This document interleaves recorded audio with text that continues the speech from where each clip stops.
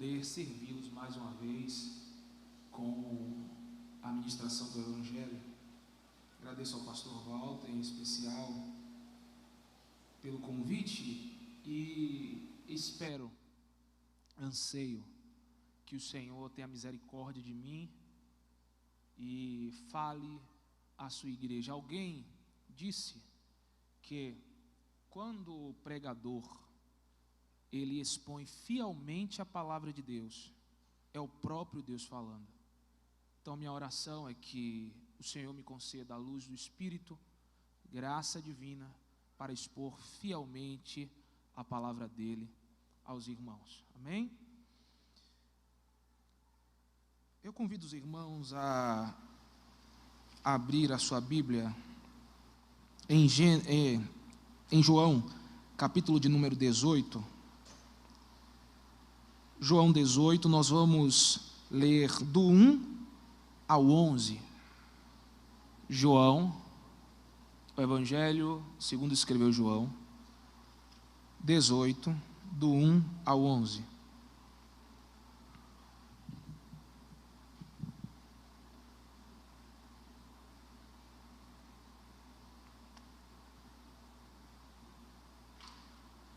Diz assim a palavra do Senhor. Tendo Jesus dito estas palavras, saiu juntamente com seus discípulos para o outro lado do ribeiro Cedron, onde havia um jardim, e aí entrou com eles. E Judas, o traidor, também conhecia aquele lugar, porque Jesus ali estivera muitas vezes com seus discípulos. Tendo, pois, Judas recebido a escolta dos principais sacerdotes e dos fariseus, alguns guardas, chegou a este lugar com lanternas, tochas e armas. Sabendo, pois, Jesus todas as coisas que sobre ele haviam de vir, adiantou-se e perguntou-lhes: a quem buscais? Responderam-lhe: a Jesus, o Nazareno. Então Jesus lhes disse: eu sou, ou sou eu. Ora, Judas, o traidor, estava também com eles. Quando, pois, Jesus lhes disse: sou eu, recuaram e caíram por terra. Jesus, de novo, lhes perguntou: a quem buscais? Responderam: a Jesus, o Nazareno.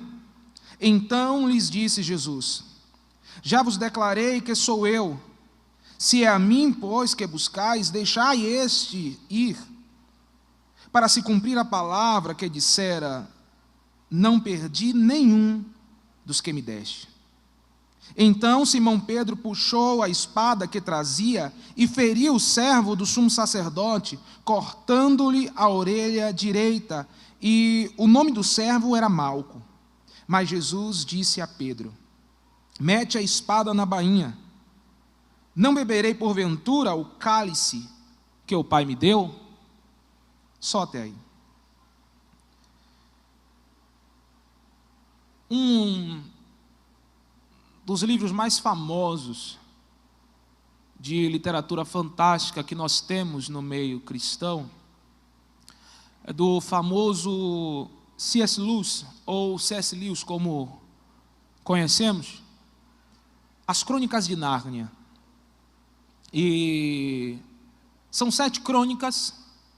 A segunda é sob o título O Leão, a Feiticeira e o Guarda-roupa. É sabido que C.S. Lewis escreveu essas crônicas para ensinar princípios cristãos, princípios da palavra de Deus aos seus filhos.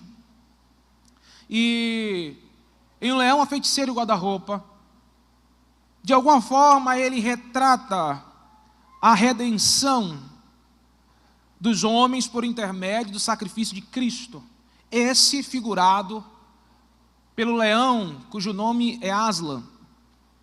E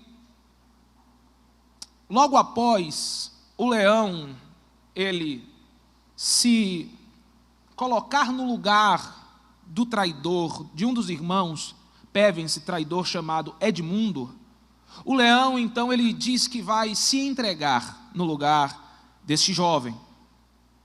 e saindo ainda de madrugada para se entregar à feiticeira branca, são 4 irmãos Pevensey e 2 irmãs, a Lúcia e a Susana Pevensey, elas veem o leão saindo à madrugada. Então elas começam a seguir ele de longe.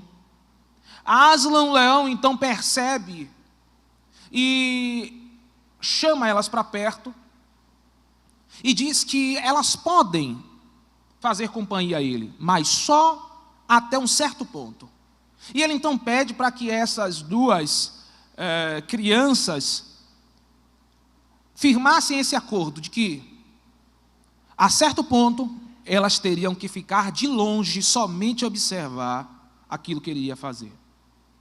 Então, madrugada adentro, eles andam e chega a um certo ponto, Aslan olha para as 2 e diz: até aqui, a partir daqui eu vou sozinho. E ele então segue, e elas ficam de longe olhando o leão indo, e elas ainda não sabem para onde, e então descobre que ele está indo ao encontro da feiticeira branca. E a feiticeira branca está com toda a sua legião de guardas. E se você já assistiu o filme, eu acho que o filme retrata muito bem aquilo que está nos livros. E o leão andando de encontro à feiticeira, quando ele passa no meio dos guardas, os guardas ficam com receio, porque sabem que Aslan é o grande leão. Ele é aquele que, por meio do sopro da sua boca, ele criou toda a terra de Nárnia. Sabem que ele é o todo-poderoso leão. Sabem que há profecias sobre esse leão, de que quando Aslan voltasse, então as coisas estariam no seu lugar. Os guardas então têm medo, e a feiticeira branca então dá ordem para que abatam o leão. Um deles então vai lá e bate no leão, e o leão cai. Quando o leão cai, os outros então, e o leão não faz nada, então os outros percebem que está liberado bater no leão. Está liberado rir do leão, cuspir o leão. A feiticeira manda que tirem o pelo do leão, tirem a sua juba. O filme então mostra como fica a irmã mais nova, Lúcia. Lúcia põe as mãos na boca e diz assim: por que ele não faz nada?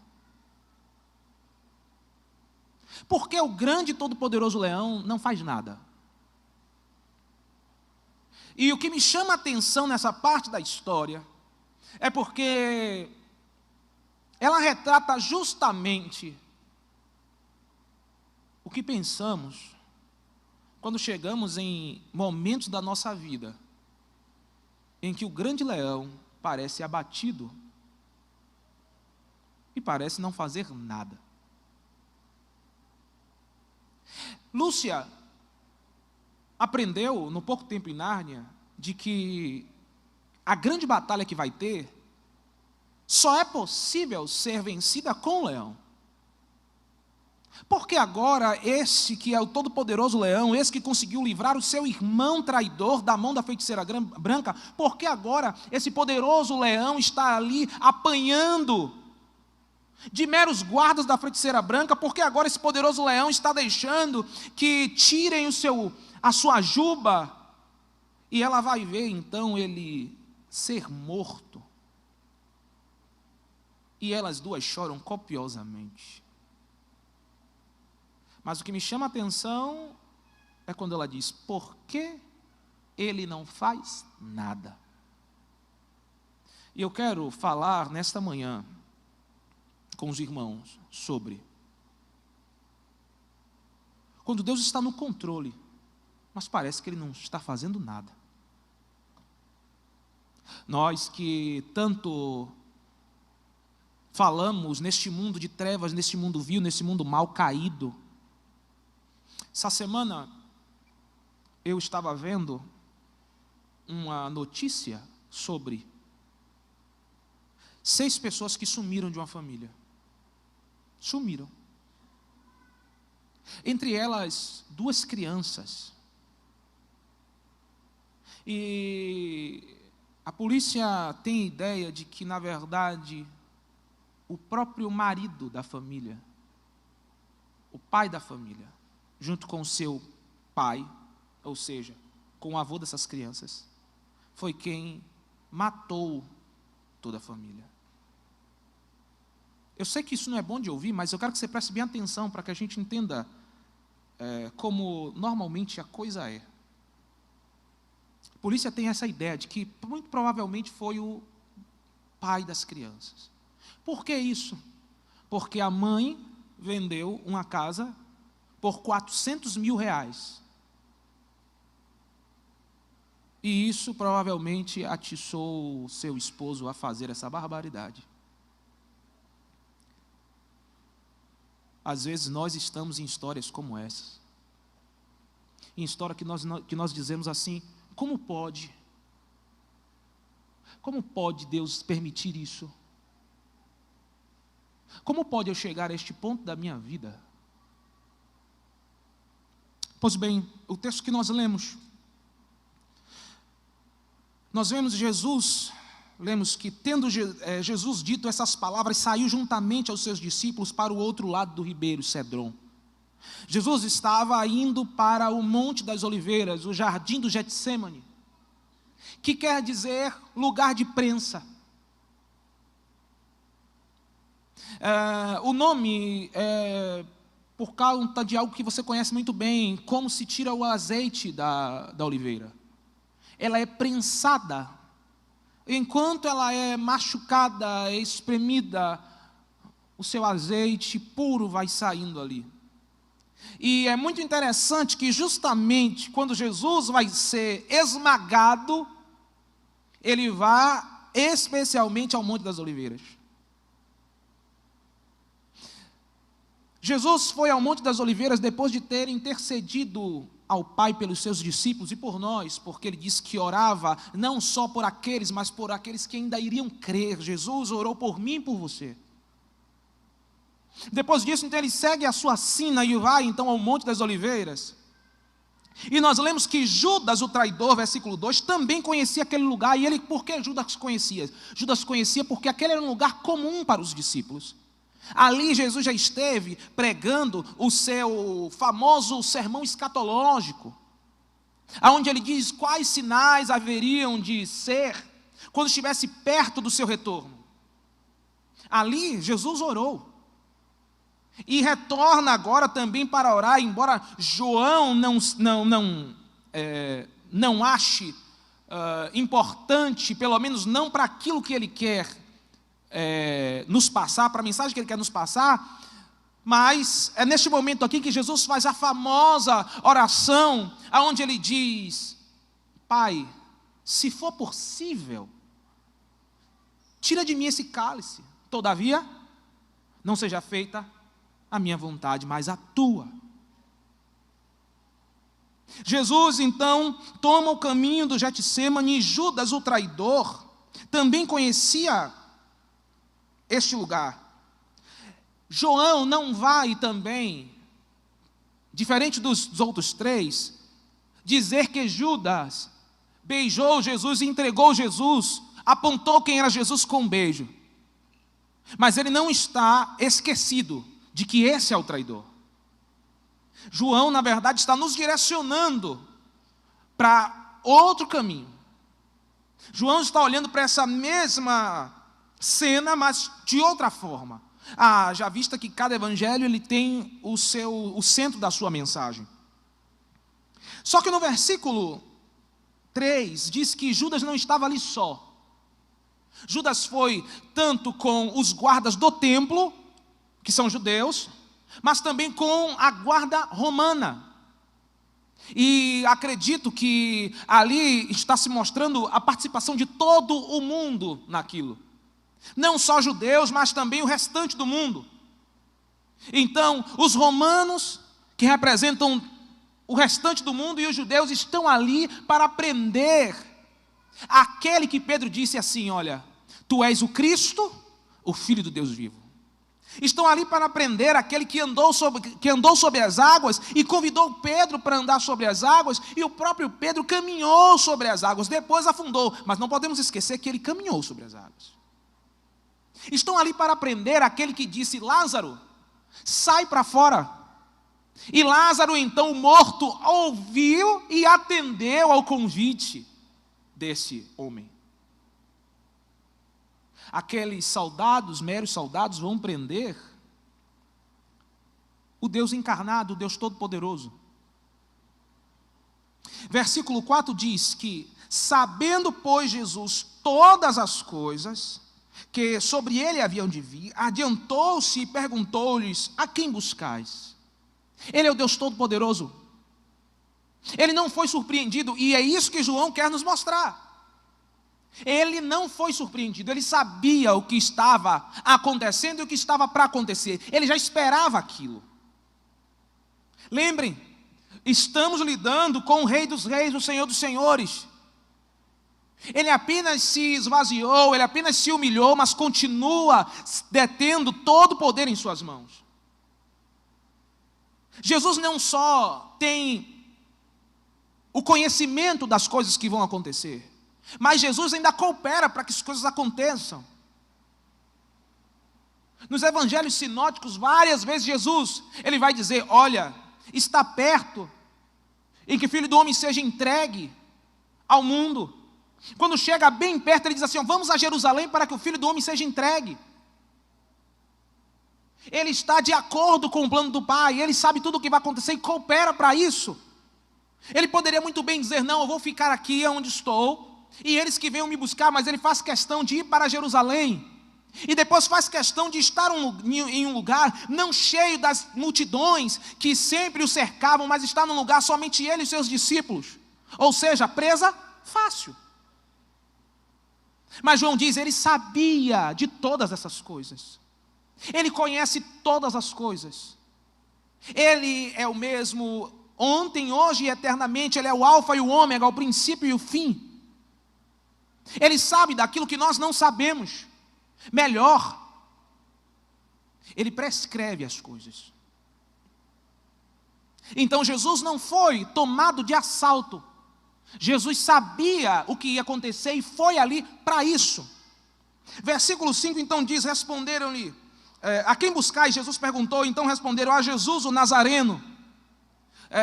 O que me chama a atenção nesse momento é que, por mais que Jesus esteja o tempo todo pregando, por conta do lugar escuro e por Jesus andar como qualquer outra pessoa ali, estava no meio dos 12 e parecia com os 12, ele precisa ser reconhecido. Estamos buscando a Jesus o Nazareno. Nessa hora Jesus diz: sou eu. Sou eu.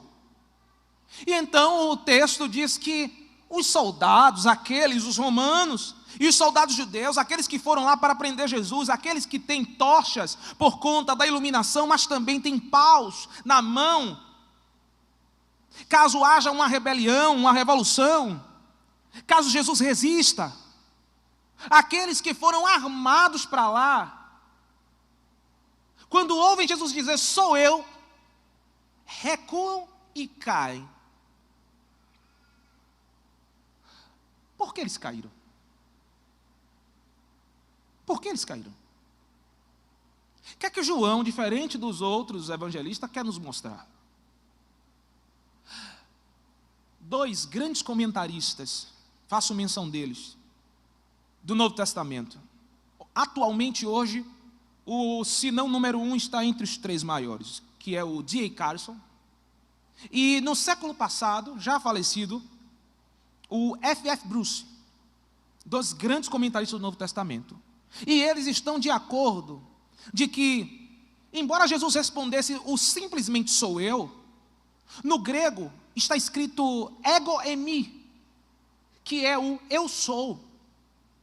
E o interessante é que, principalmente no Evangelho de João, eu sou é referência direta à resposta do Todo-Poderoso a Moisés, no livro de Êxodo, aonde Moisés pergunta: quando o povo perguntar quem foi que me enviou, o que é que eu digo ao povo? O Senhor disse: diga a eles que o eu sou te enviou. João então usa pelo menos 7 vezes esse eu sou, de forma fantástica, mostrando que Jesus é o mesmo aquele que falou com Moisés no meio da sarça ardente. E agora, João, querendo nos mostrar outro ponto de vista sobre essa cena, ele conta isso, de que quando perguntaram quem é Jesus, então disse: sou eu. Respondeu simplesmente, mas é uma resposta ambígua, segundo esses 2 grandes comentaristas do Novo Testamento. É uma resposta ambígua, ao mesmo tempo que ele está dizendo o simples sou eu, ele também está dizendo: eu sou o que sou.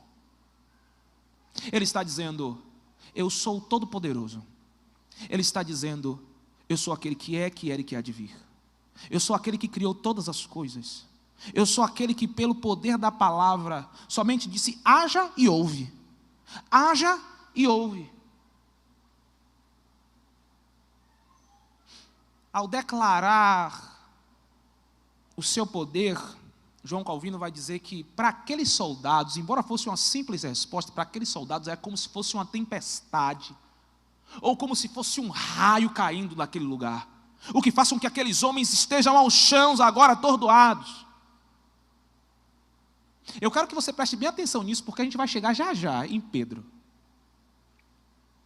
Então a palavra diz que aqueles homens então se recompõem, e Jesus então diz novamente: a quem vocês estão buscando? Eles disseram: Jesus o Nazareno. Jesus então diz, continua o texto, Jesus então diz: já vos declarei, versículo 8, que sou eu. Se é a mim, pois, que buscais, deixai ir estes. Não prenda mais ninguém. E Jesus mais uma vez colaborando com tudo aquilo que foi dito sobre ele. A palavra de Deus diz no versículo seguinte que Jesus disse aquilo para que se cumprisse aquilo que ele mesmo orou algumas horas atrás. Todos aqueles que o Senhor me deu eu guardei. Somente se perdeu aquele que nasceu para isso, que é o próprio Judas. Então, para que ninguém mais fosse preso, ou para que não houvesse uma chacina ali, Jesus então diz: eu já disse que sou eu, então podem me prender, podem me levar, somente eu, não precisa mais nenhum desses 11 aqui. Versículo 10 então diz: então Simão Pedro puxou a espada que trazia e cortou a orelha do servo do sumo sacerdote chamado Malco. Engraçado que nenhum dos evangelistas diz quem foi, mas João faz questão de relatar quem foi. Foi Pedro. Não foi qualquer um. Como eu disse anteriormente, foi aquele que, ainda que pouco, mas andou sobre o mar.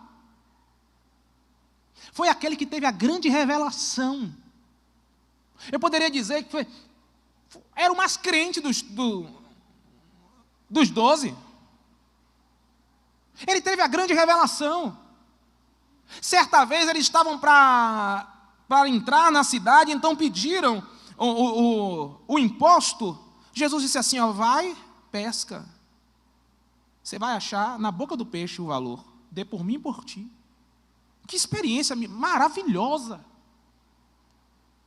Maravilhosa. Ele viu Jesus vendo um cortejo fúnebre vindo em sua direção, então Jesus colocar a mão sobre o caixão e dizer: levante. E o garoto levantou, o filho da viúva de Naim. Em Lucas nos relata que antes desses acontecimentos, Jesus disse assim: olha, eu disse a vocês que só levassem uma bolsa, mas que não levassem dinheiro. Agora eu digo: vendam até as bolsas se possível e comprem espadas. Eu sei que esse versículo está muito mal interpretado hoje, né? A gente está vendo algumas coisas aí muito diferentes. Mas não é culpa do texto bíblico, porque Jesus deixou explícito, ele continua, ele não falou só compre as espadas, ele disse assim: olha, para que se cumpra, Jesus mais uma vez cooperando com aquilo que foi dito sobre ele, para que se cumpra a palavra que diz que foi achado entre os malfeitores. Jesus nunca disse usem a espada. Jesus basicamente estava dizendo: comprem a espada para terem motivos, ainda mais motivos, para que se cumpra a palavra, para que me tenham como um salteador, como alguém errado. Mas Pedro fez questão, na hora da sua ansiedade e medo, de interpretar ao seu bel prazer e puxar a espada e cortar a orelha do soldado. Versículo 10 diz que Jesus disse: Pedro, versículo 11 diz que Jesus disse: Pedro, guarda a espada. Os outros evangelistas dizem que Jesus pegou a orelha do soldado e colocou no lugar.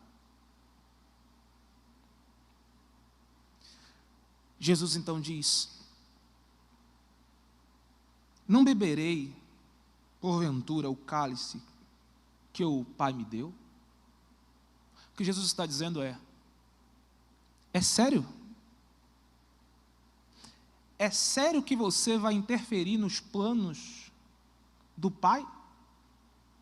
É sério que as coisas vão deixar de acontecer por conta daquilo que você fez, por conta da sua ansiedade, do seu medo?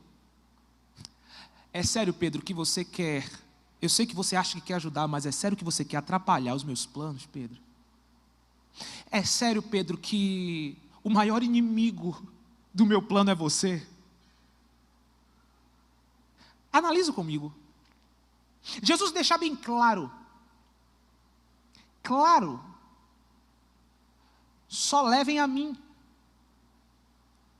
Pedro oferece resistência. Para quem oferece resistência, ele no mínimo seria preso junto. E isso se os guardas não matassem todo mundo ali, Jesus então não iria à cruz. Jesus então não seria exposto aos olhos de todos. No mínimo seriam todos presos, e então não se cumpriria aquilo que Jesus acabou de orar. E quando eu disse preste bem atenção nas coisas que se passaram, é porque o próprio João está nos mostrando que o tempo todo Jesus estava no controle, mas Pedro, pela sua ansiedade e medo, não percebia isso. Pedro está dando sinais de que ele é ansioso, de que ele não suporta a perder aquilo que ele tem de tão valioso, e nesse caso é o mestre, que desde o início do seu ministério Jesus está dizendo: o Filho do Homem será entregue. Chega um momento que Pedro repreende Jesus. Ó Pedro problemático. Ó Pedro que, como diz Jesus, você pensa como verdadeiramente alguém terreno, Pedro. Pedro, entenda, esse é o caminho do Pai. E não só eu, mas todos vocês têm que passar por esse caminho, Pedro. E isso não quer dizer que as coisas estejam fora do controle. Isso não quer dizer que o meu Pai não continue sentado no trono e regendo toda a história, porque Ele é o Senhor da história. E é isso que quer dizer que Ele é o alfa e o ômega, o princípio e o fim, Pedro. Jesus, pela sua palavra, dizendo eu sou, fez os guardas caírem. E Pedro achou que iria livrar Jesus e os seus amigos pela espada. Será que realmente Pedro não conhece o salmo que diz: nós não fazemos menção da nossa força, não confiamos no próprio braço, nós fazemos menção no nome do Senhor? Será que ele não conhece? Será que ele não sabe que alguém que tem o poder de, pela palavra, fazer homens recuarem e caírem, será que ele não sabe que este homem tem todo o poder para se livrar?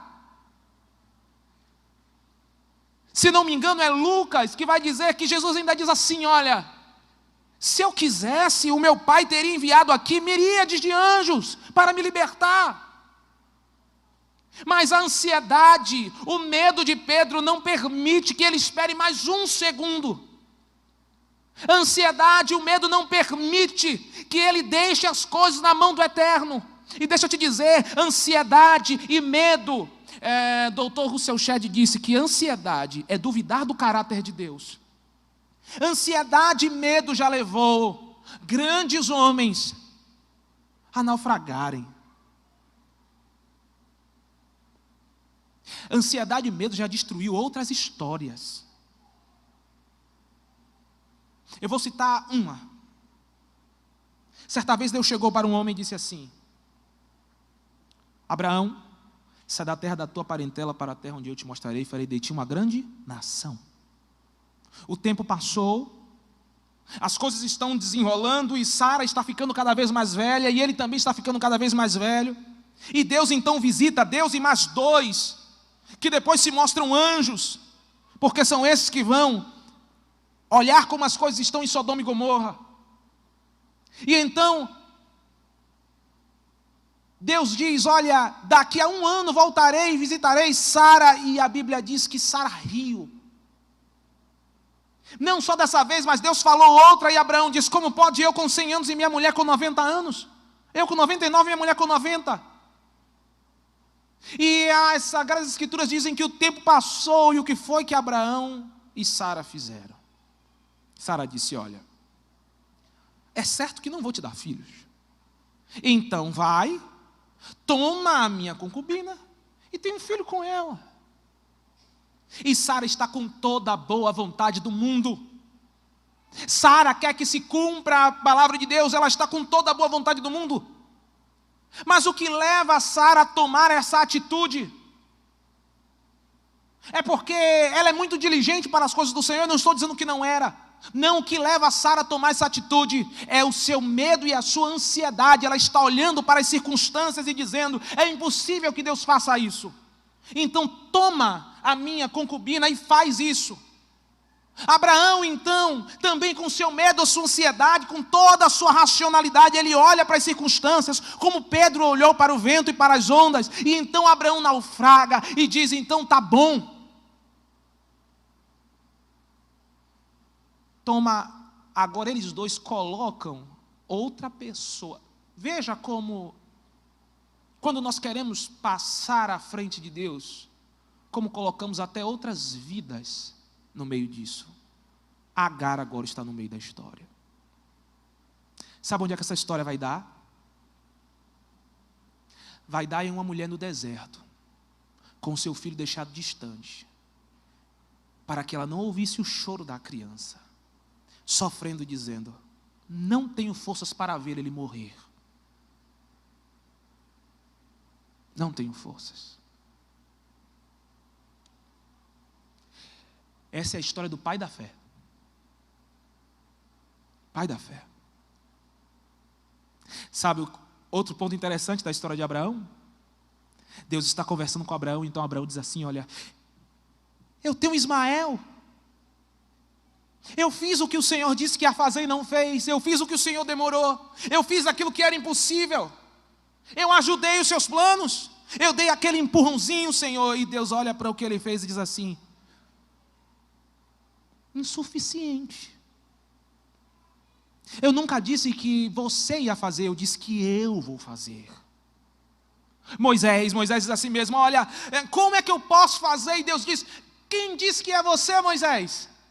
Eu vou fazer, Moisés. Você vai no meu nome e você vai pelo meu poder, Moisés.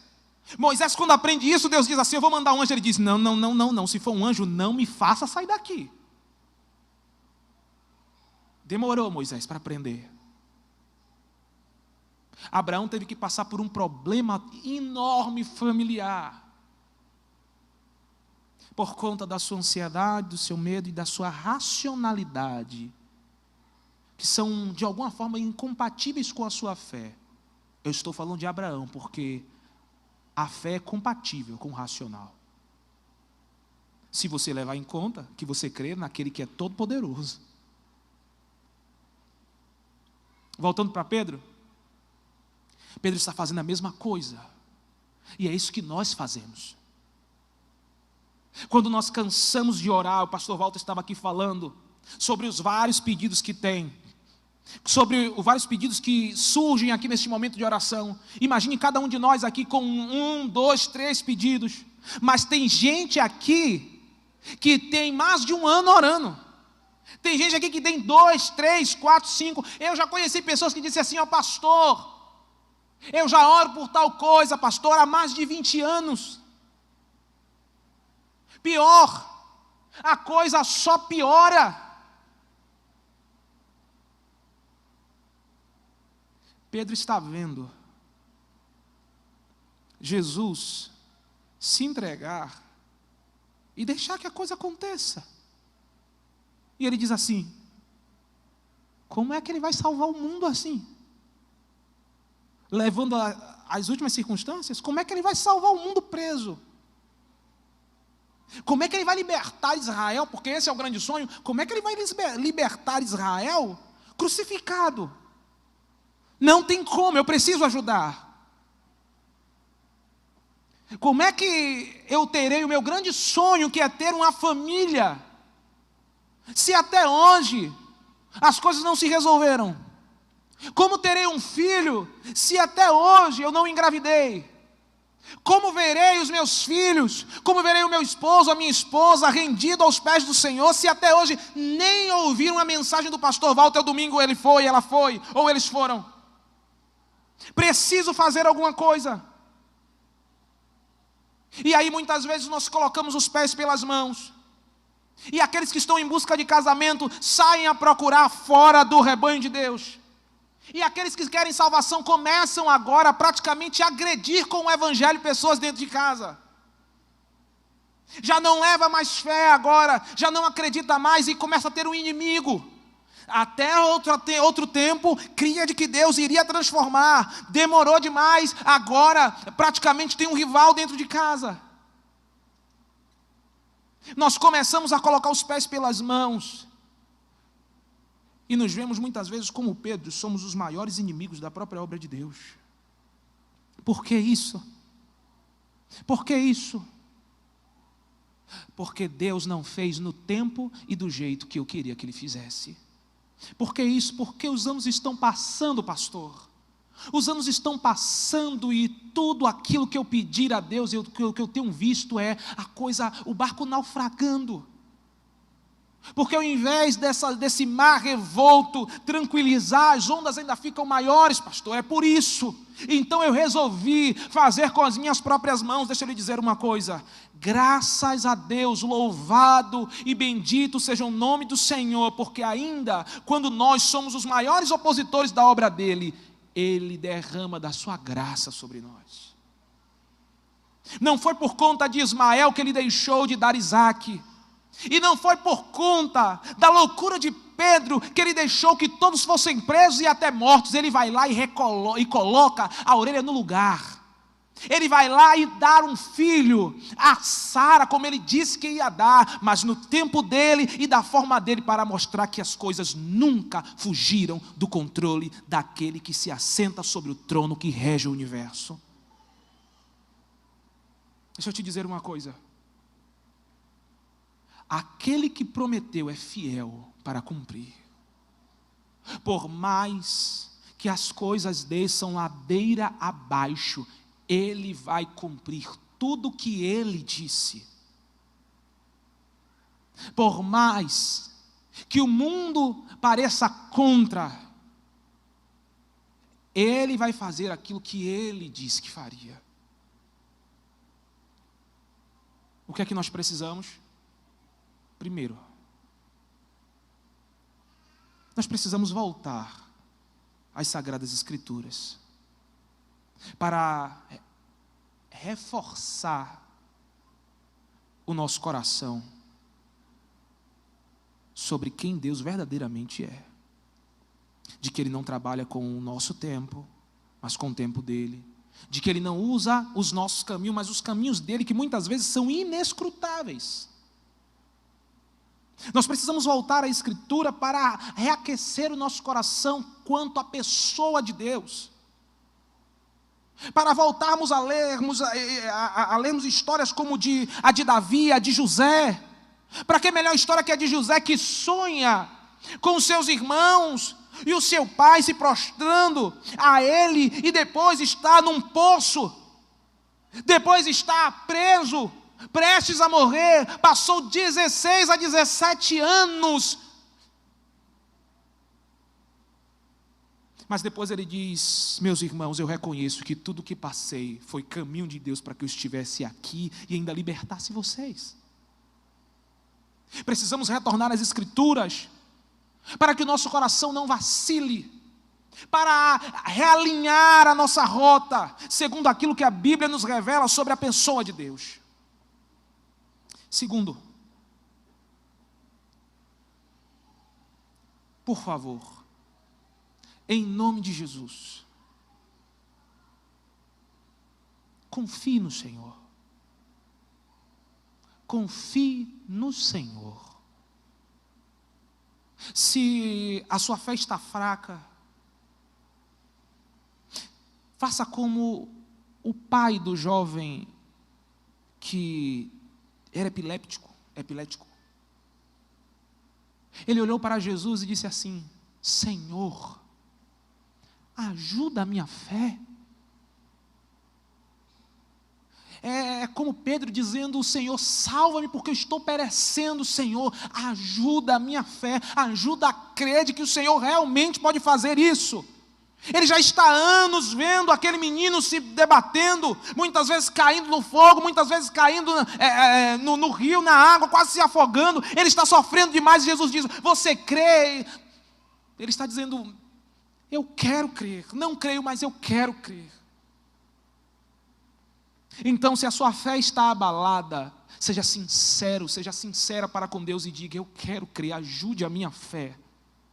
Não deixe que a fé fraca, não deixe que os dardos inflamados do maligno se acheguem ao seu coração de tal forma que você renegue a oração e que você renegue a sinceridade para com o seu Pai que está nos céus.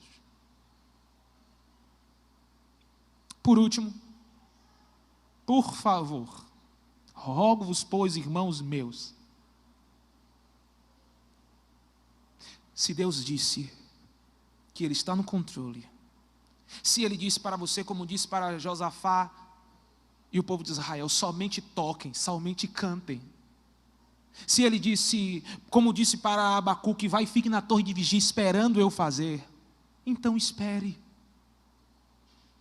Porque qualquer atividade sua fora da palavra de Deus só vai ser empecilho. Espere. Acalma o coração. Leve toda a sua ansiedade, todas as suas preocupações, todos os seus medos ao Senhor em oração, dizendo: Senhor, aqui está o meu problema. Senhor, por mim eu já teria quebrado tudo. Por mim eu já teria ido lá e feito alguma coisa. Mas aqui está aos teus pés. Faz conforme a tua vontade. Olha para o Getsemane e faz como Jesus diz assim: seja feita a tua vontade. Então, precisamos relembrar quem Deus é para reforçar o nosso coração. Precisamos ser sinceros com o Senhor, confiar nele. Precisamos ser obedientes à sua palavra e esperar nele, confiar nele. Que Deus, em Cristo Jesus, te ajude e me ajude. Eu trago essa mensagem para você porque é praticamente a mensagem da minha vida. Porque a todo tempo eu me pego querendo fazer aquilo que não cabe a mim. Porque não consigo esperar e porque tenho medo de que aquilo se dissolva em minha mão. Que Deus nos ajude. Em nome de Jesus. Feche seus olhos. Santo Deus e Pai que está nos céus. Em nome de Jesus, Senhor,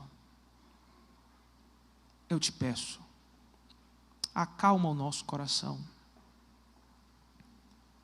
Nos traz confiança, Senhor. Ajuda a nossa fé. Tenha misericórdia de nós, Senhor Jesus. Nos traz ao coração a grandiosa verdade sobre o Senhor, de que nada foge do seu controle, de que agindo o Senhor, quem impedirá? De que pode passar toda a terra, mas as tuas palavras, as tuas promessas não passarão. E nos ajuda a confiar nisso, Senhor.